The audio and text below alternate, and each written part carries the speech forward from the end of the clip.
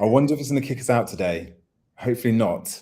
I did do a practice run today, this morning, just so you know, to see if Okay. if it would work after yesterday's fiasco with the technical problems.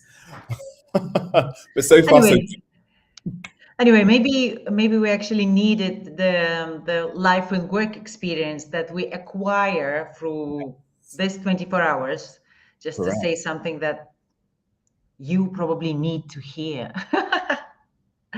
Do you want to do the introductions? Yes, so it's going to be quick and easy. My name is Olga Sinenko, and literally next week on, when are going to be Tuesday or Wednesday, 24th? I'm just mixed up with the day. Tuesday. Zen. Okay, in a week from now, I'm going to be celebrating 11 years in Dubai and 11 years Hey. in Dubai real estate.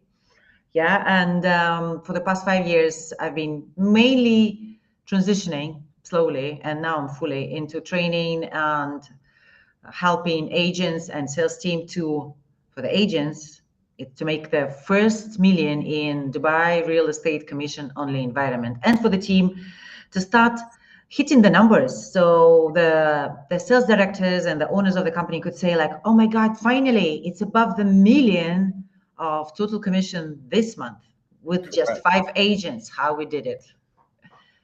I love that. Listen, and Hasn't it, I feel Ashley? like right now that you are literally smashing it right now in terms of your business. I feel like, it's starting to flow. I feel like the wheels are turning. I feel like your name's out there now, which is from the outside. You may not feel like it, but from the outside looking in, I feel like things are really, really happening, which is fantastic for you. So I'm super happy. Can't wait for next year for you. Thank you, Ashley. The same about you. So, introduction from your side. Okay, my name's Ashley. I'm your real estate COO. Been in real estate now for nearly 22 years. It's coming up to 22 years. I did 11 of those in the UK. The rest of them's been here in Dubai. I started as a lettings negotiator or even a move consultant, which is kind of the step before. You're like the assistant to the Okay. negotiators. So I started as that and pretty much worked my way through the ranks. So I've been everywhere from, a lettings negotiator, I've been a branch manager, area manager, I've been a sales manager, director, a COO, and now obviously I'm managing director. So I pretty much in the 22 years been through the whole ranks in terms of the business model. So at every level I have been at, so I kind of know what to expect and I know kind of what people are going through when they do start this journey, no matter if you're a business owner, if you're a broker, I've been there. So your real estate COO kind of launched the brand, 3 months ago now. And I'm kind of stepping into this side of kind of helping people make that transition. If you're a broker, if you're a business owner, maybe you're a broker, successful broker, but you've never run a company before. So, which is, happening right now. So Yeah. I'm here to help and give that kind of guidance and support and be kind of like your mentor. Fantastic. And we have hi. Hello. I'm afraid to read your name wrong. So just kick in with your question. And Let us know. We're here. for now, I do have a questions Nice. from Paddy. He is transitioning in February, as he told me. He is planning to move into Dubai. Okay. And Hi, just Paddy. trying to. I'm not sure if he's with us because probably he was waiting for our live yesterday. So, as a newcomer to secondary in Dubai, what are the key skills I need to practice, master? Paddy does have an experience being a real estate agent in UK. Okay, no worries. Do you know what? I feel that the Dubai real estate market is so different. I did real estate back in the UK for like I said, 11 years in the UK. Very successful as a broker and as a manager. But I almost feel like I had to reset my skills when I came to Dubai because the market's so different. Now, what I mean by that is in the UK, in most cases, you have the high street and a shop and, the sellers and landlords come into your shop and they give you their listing. And again, normally it's on an exclusive basis or you work with one other company. It's not normally like 3, 4, 5, 6 other companies that you have to fight against. So I do feel like you have to make sure that when you do come to Dubai, you've got to make sure that you flip that switch and become more of a farmer. So kind of more of a hunter-gatherer, meaning that you've got to really go out there and get the listings. You've got to perfect your pitch. You've got to come across as confident on the phone. You've got to be able to overcome objections. You've got to be able to do all these things, which necessarily in the UK, unless maybe you're a valuer in the UK, maybe you are a valuer and that's your job. But if you're a broker, you have to pretty much learn those skills. So as long as you're open, as long as you have a bit about you, and as long as you are able to take on this new kind of role and really get into it and listen to the trainer and take on all the tips and learn your community and learn about your company, anyone can do this job. It just takes learning the craft. That's what I feel like most people don't take the time to do. So what do you think the skill would be? Like, from my understanding, the skill which is effective in the current secondary market, where you, as you mentioned, probably fighting with not 6, maybe 26 other agents and agencies, is to being able to create in your leasing or sales presentation. Well, so wait for a minute. You should have your own sales and leasing presentation first of all, 100%, which should be a little bit different than that the company script that they provided you. And then you have to think of what you can do extra, what you can do different or more to the seller, to the landlord, which is going to be valuable for him, so it solves his problem. Correct. And deliverable for you. Correct. So if you don't have, as you open your shop and the offer or whatever you're selling is not compelling enough, no one's going to buy. So it's not about the company, it's not about the lead, it's not about the brand name. Even if you join a big company, and as I'm not going to put the names now, but they do have in the same team running the same area 5 to 15 people. So you have to fight with those ones as well, because they wanted the same listing as you. You probably have that guy as a pocket listing, so why would he lease or sell with you? So it's more about being an entrepreneur. It really is, and that's the important word right there. Again, you have to change the narrative. I always say to brokers, you're now like a business owner, okay? You're a business partner within this company. Act like this. I think we mentioned this last week about your desk being your business, and you've got to make sure that you're running your business like it's your own, okay? Look at yourself. Is my business doing what it should do to make me the money I want to make? If not, then what are you going to do about it? Don't rely on the company to spoon feed you. Yes, they've got to give you certain things and it's their responsibility to, but you've also got to take it upon yourself to make sure that your shop is the best shop. Because as Olga mentioned, you are fighting against people within your company. One of my companies I work for, there was like 30 people on one team. So they were literally fighting for business. But the ones that succeeded were the ones that were organized, that were the ones that knew what they were talking about, that came across as professional, that took the time to learn. They would literally be in the office early in the morning, learning about their communities. These were the ones that always, propelled themselves. Perfect. Should we answer the question, Ashley? Yeah. I'm going to say, hold on. My question is, can I start a real estate in Dubai while keeping a golden visa as a real estate agent? Well, yes. Well, it depends on the company. So again, you probably would need to have some kind of NOC, I guess. We've been in situations before where we've had to give NOCs, a non-objection certificates, to our brokers to enable them, like a work permit, to enable them to work with us, but still retain their golden visa. So you can still have the benefit of both, but you need to make sure you disclose this to your company so they can make that decision. But in most cases, I think you need to, is that right? The NOC? Yeah. The NOC. I'm not sure how that's going to be working with the golden visa, because usually, for example, if you have your own company in Dubai and the company that you own is sponsoring your visa, basically you're sponsoring your own visa, then you should get the NOC from yourself to yourself, basically.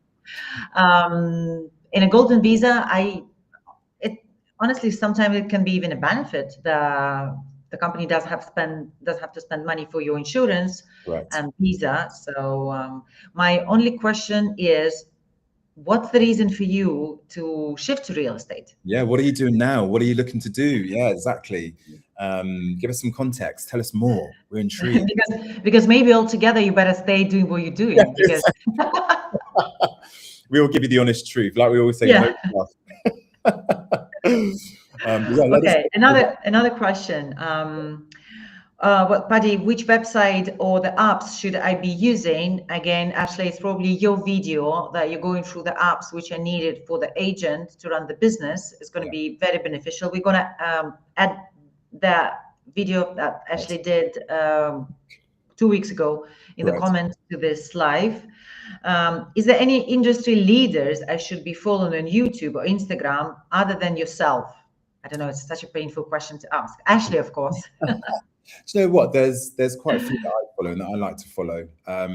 One of which is Rick Wayne, who is the CEO of Sencorp, which is Better Homes. I highly admire Rick, and I feel like he's done amazingly well in this industry. And I always keep tabs on what he's doing.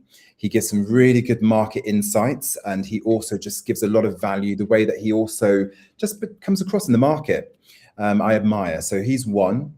Another one is Mark Castley.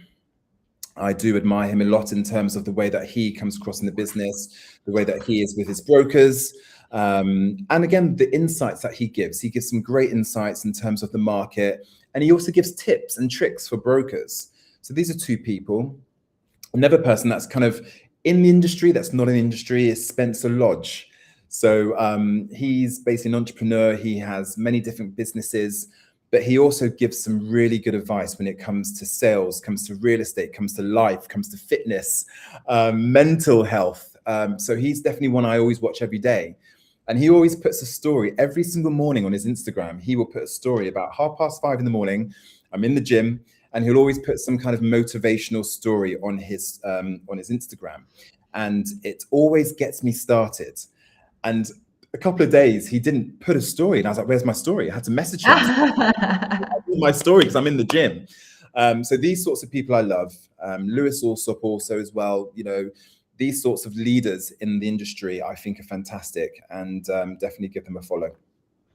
I would recommend the source of knowledge which I use myself. It's a podcast on Spotify, which actually been created by the New Zealand guy. He is in New Zealand, but he's inviting all the time different people.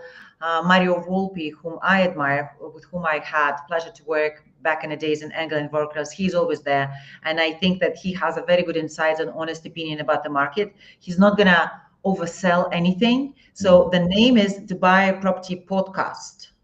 So I always tell to the new joiners that I coach, go down to the first episode, like 3-4 years ago. Binge watch. And start from the beginning. That's going to give you a context about the market that you don't have, and you will never be able to receive. No one can teach you that. Yes. Because your sellers and your buyers and your landlords, they will evaluate you and your knowledge based on that context. Correct. And you will never be, no one can teach you this, rather than, you know, you're going to pick out our brain and we're going to tell you, oh, you know, that happened in 2017, but no one has the time for that. So but through this, you're going to learn the context, the conversational context that you can bring into the client conversation and then win the listing, God knows. Yeah, I like that. Good answer. So questions from you, Ashley. I know you've got some as well. There's some questions here. Let me have a little look. So I've got one here. What are your expectations for your first year working in real estate in Dubai? Do you want to go first on that one? Expect to be sorely disappointed for a number of months. Expect that you will feel that was a wrong decision altogether to move across the world, to start in Dubai real estate. This is actually, everyone is going through that. In my first 2 years being an agent myself, for the first, let's say, 18 months, I was not like making much money. I was basically just enough to pay the bills, and my bills were like up to the minimum. Yeah. And then when I went at a different level, I understood that this is the time when Dubai is testing you. Are you good enough? Because we don't need weak people here. So that's an opportunity for you to being able to outperform, outwork, and outlearn everyone else. Right. So then if you're going to pass these 2 years, then definitely the thing's going to get easier. And maybe now it's going to be 1 year because the market is really booming, not like 2017, 18. You remember when the prices are going boom, boom, boom, boom, boom. So Correct. less buyers, the sellers that still want to keep the price. So it's just more challenging market to be than it is now. I agree. So be ready for this. Not being like, oh my God, I haven't made the million yet. I haven't closed any deal. It's been 3 months. Yeah, that's how it should be. Correct. Oh, you feel upset? Yeah, you're in the right place. That's how it should be. So true. And I think that I always say the first year in real estate's hell. Okay. So, but what you're going to do is learn so much about yourself. You're going to learn things you never knew about yourself. You're going to test yourself to the point that you never thought you could go. If you can make it past that first year, and you're going to have a roller coaster of emotions, you're going to love the job 1 minute, hate the job the next minute, you cry the next minute, you're going to be laughing the next minute. You go through all the seasons in even an hour with this job, but you are going to regret it. You are going to think, have I made the right decision? Like Olga's saying, this is what you need to be feeling, because this puts you in an uncomfortable situation. It's fight or flight with this job. If it was easy, everybody would be doing it. It's not an easy job to get into. That's why a lot of people succeed. Out of 5 people that join real estate, 3 will leave in the first 3 months because they don't realize the effort and the energy that you've got to put into your business to get a little bit of return. But if you be consistent, don't compare yourself to others, do what you need to do in terms of what you've been trained, keep it simple, okay? Don't reinvent the wheel, just do exactly what you've been told to do, trust the process, and it will start to come back to you. The first year is hardest, the second year it starts to get easier. And then it starts spiraling from there. But get over that first year hump. You can speed it up if you will do more calls. More, yes. More volume. You can start being more confident if you're going to do more volume of the calls. So the last question from Paddy, what the schedule should look like to be effective on secondary market? Good question. And I'm feeling that you have a front row seat to the schedule of your agents right now. I set the schedule. So I pretty much, for any new broker that's coming into the business, I'll help them out by giving them this kind of daily structure. It's like a daily planner. And this highlights basically what they've got to be doing every single day. So at the top, they can set their daily targets. So how many calls they want to make, how many listings they want to get, how many viewings they want to book, all the basic KPIs. After that, it basically breaks it down. So from 8:30 till 11 o'clock, it basically breaks down what you need to be focusing on. Okay, so your leads, your landlord feedback, your listings, your verification, all the bits that's going to help generate you business, you do in the morning. I always say the morning's for generating new business. The afternoon is for carrying out that business. So what I mean by that is the mornings you make your calls, you book your viewings, you get your listings, your database. The afternoon, you're out viewing those properties with clients, or you're taking pictures, or you're meeting landlords and sellers. So keep it simple. Use the morning to generate your business. Use the morning to hit those daily KPIs. So you can then leave the office in the afternoon and know that you've hit the KPIs. You can be out all afternoon on viewings and appointments and meetings. And then you can keep it going like this. Obviously, if you've not got any appointments or any viewings, you're in the office, you're making calls till the sun goes down. But use that structure. Always be in the morning. And again, you don't even need to do viewings in the morning. Keep the viewings for after lunch. Okay, if you've qualified your clients enough, you can definitely make sure they work around your schedule, the way that you package it. Try not to do viewings early in the morning because it sets your whole day off wrong. Keep yourself in the office, afternoon out, doing your bits and bobs. Now, I would say that for the newbie agent, the most useful and moving you forward task would be actually actively generating the conversation, either whatever you want, email.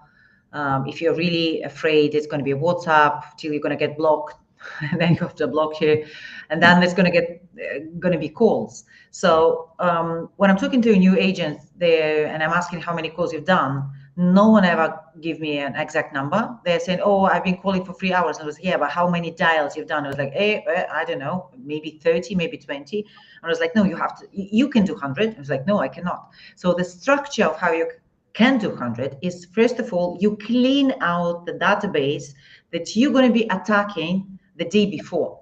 Mm-hmm. So you remove the duplicates, you understand which number is this, which time zone is this number, when I will be calling this number. So you flag only those 200 dials that you prepare for yourself for the next day. So that the 200 dials are prepared, they are on your screen, they are printed out because you're doing your notes about the conversation that you had manually. You do not type it into your CRM system. Do it manually first. Yeah, then you add on any app which gives you the kind of clock on your screen. So meaning you start the clock and then you go into 45-minute speed dialing window. You don't do anything else. Even if you had a great conversation with a client, you promise him that you're going to send him some options. You are not sending them because your goal is to dial. Well, I'm talking about the clock, which is very important. This is for you to trick your brain because approximately how I know that? I've done it myself to myself. And it's the only thing, this thing worked for me.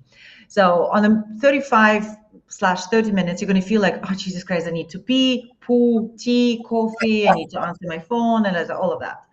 So for you to hook yourself back to, you just check how much time you left till your break. Yeah. And then you say, okay, I'm just going to do this another 15 minutes, and that's it. Correct. So then you're going to be extremely effective. You can do up to 100 dials, not calls, 100 dials. And if you're doing it in a different timings, when you're checking what is the best timings for me and what are the best days and the best timings, you write it down and then you allocate your calling window towards that best timings. For me, it was always Tuesday, Wednesday, and Saturday till 1 or 2 p.m. in the mornings. Yes. And I was doing most of the Saturdays because this is when the people are not rushed. This is the pick up the phone. Sometimes they're in a good mood. They are able to have a conversation with you. Right.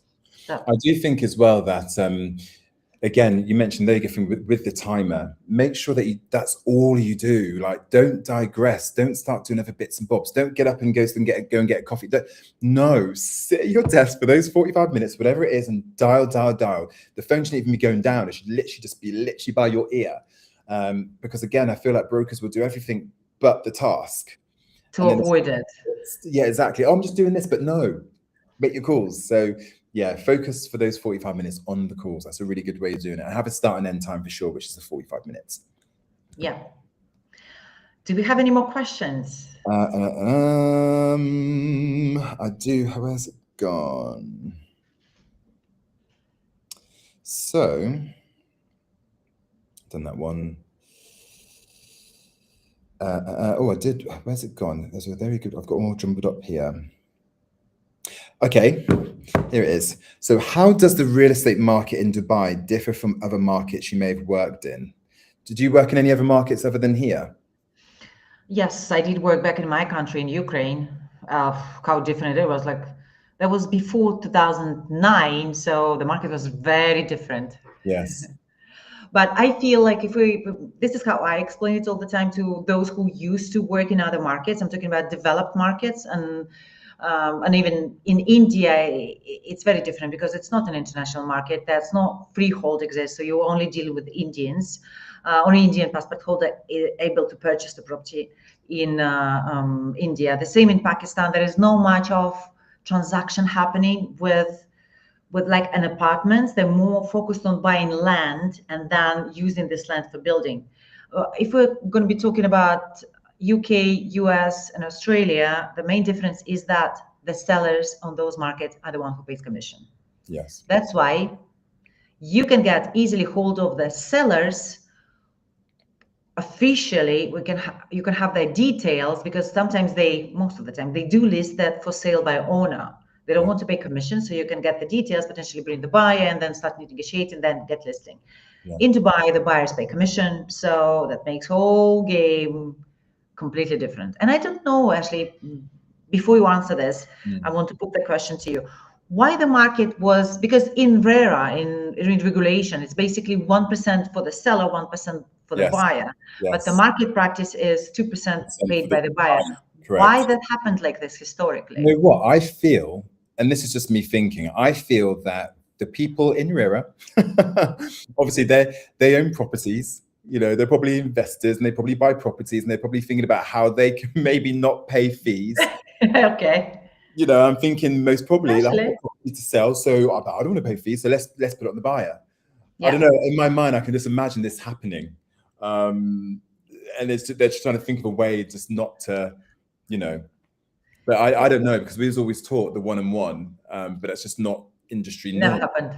Yeah. Never seen that. Correct. Because you ask that, we do get fees from sellers, but if you ask them that, what, pay a fee? Pay 1%? What? No.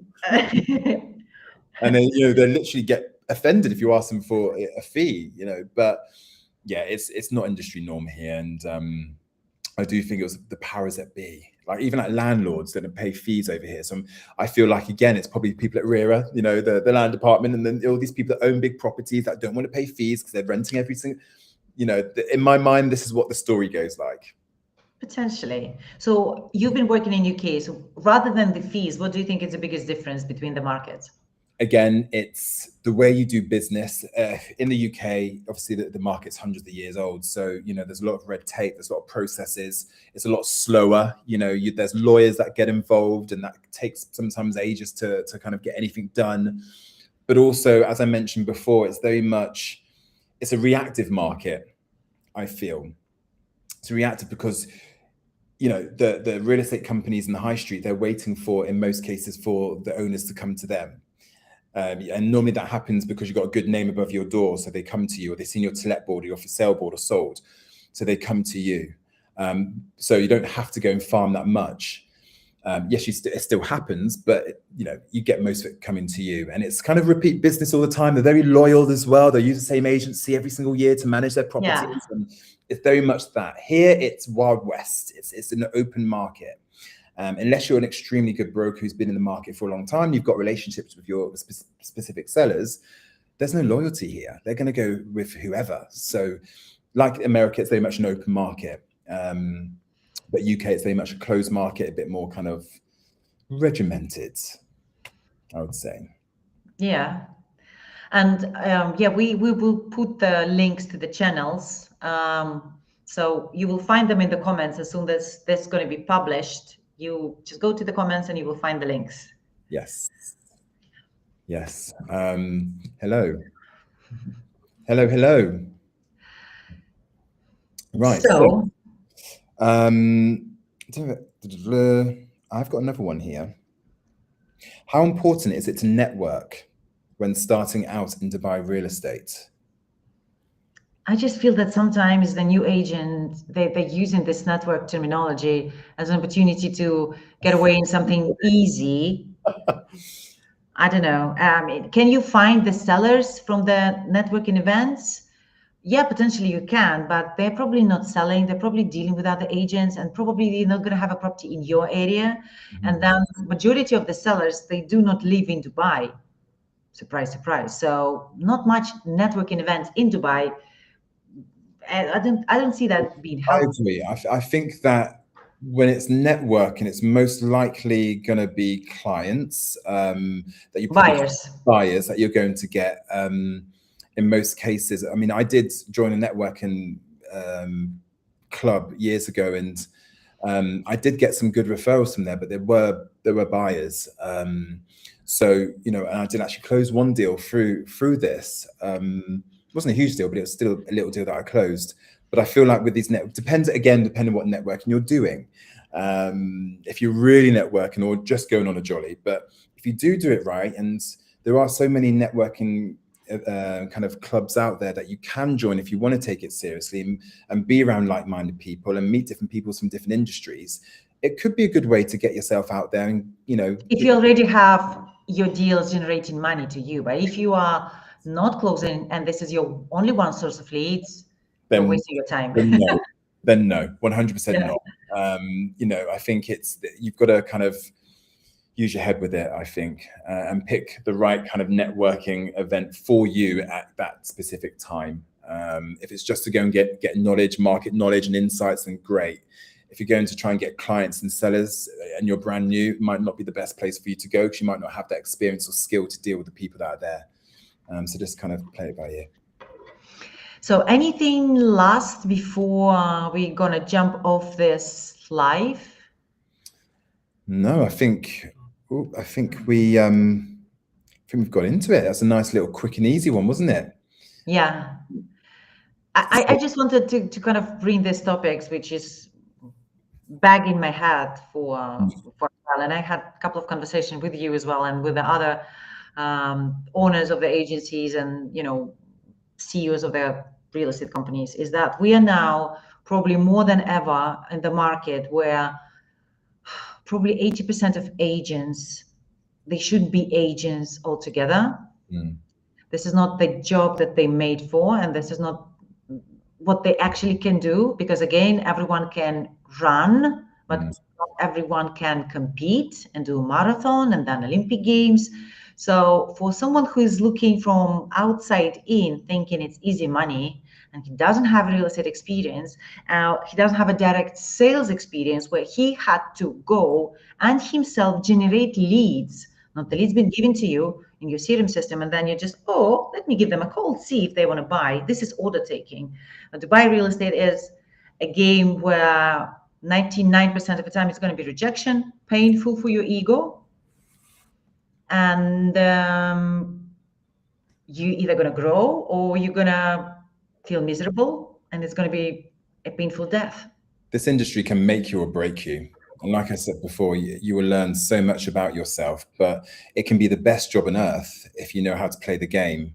And the game is quite simple to play if you do the right things and you do what you're taught in your training and what your managers and your peers tell you.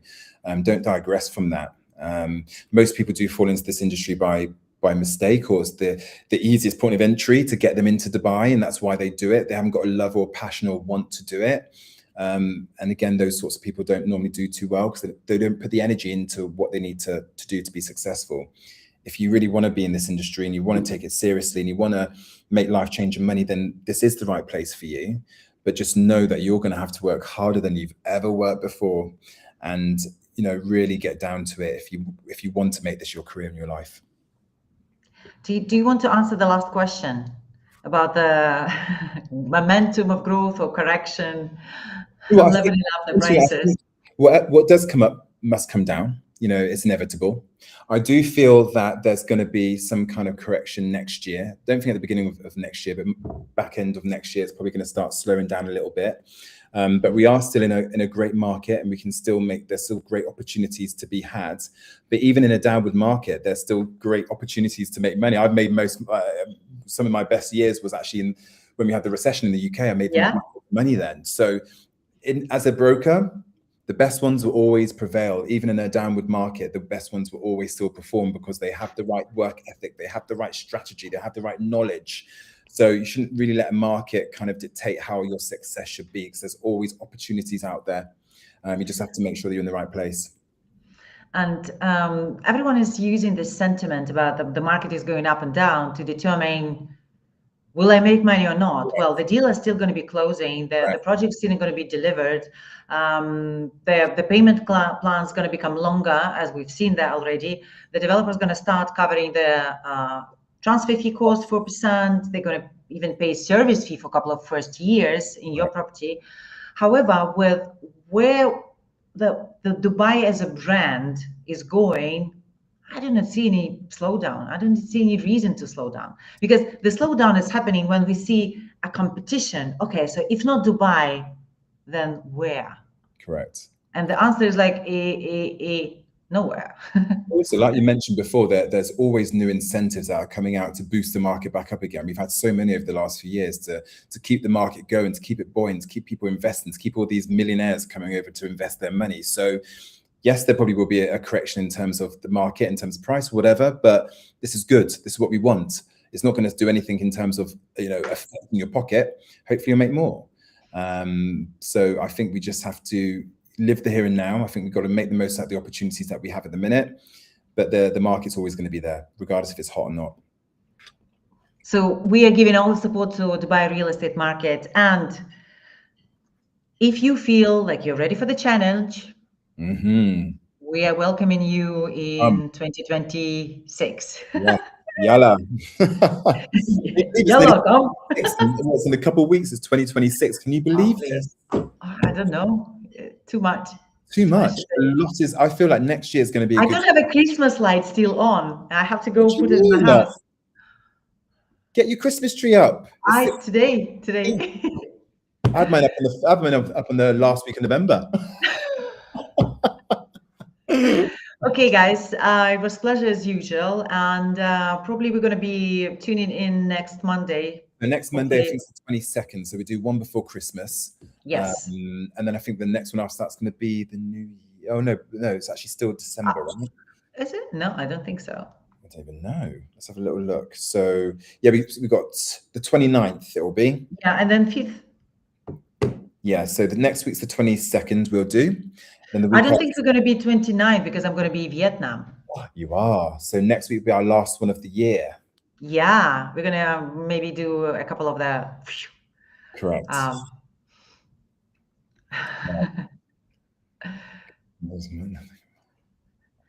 No, you can conclude it. Sorry, I'm just reading the comments. You can conclude it. I don't see that two markets can exist without each other. It just it feeds each other. It feeds. So it kind of, the off plan, then we'll come back into secondary, the resale. It kind of it's all one, and then it goes to property management, then it goes to leasing. It feeds the whole market. So it's not like this. Yeah, it's all intertwined, I would say. Okay, thank you so much. We're leaving, and yeah. And I'm glad that we actually made it work today. Don't know what happened yesterday. I did write a very strong worded email to the company, by the way, to the streaming. Go do Google reviews on them. We'll be doing that. Great. Okay, cheers. Bye. Take